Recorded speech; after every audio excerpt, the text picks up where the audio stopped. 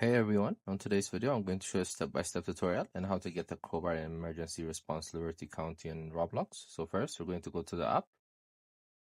So as you can see, once we're logged in, we're going to search for Emergency Response Liberty. Then we're going to click the above and we're going to click play.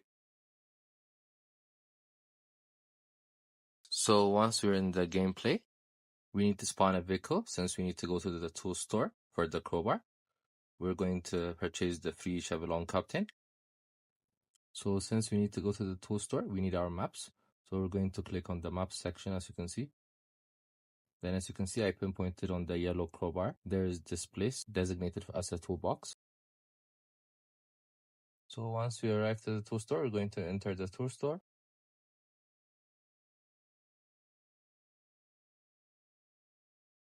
Then we're going to go to the registry. As you can see, we can enter shop tools.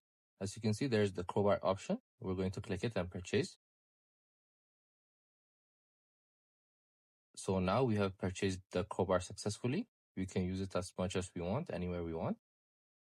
So once we go out to the tool store, you can see on the lower bottom of the app that there's the crowbar content. I hope you like this video. Subscribe for more, like for more. Bye bye.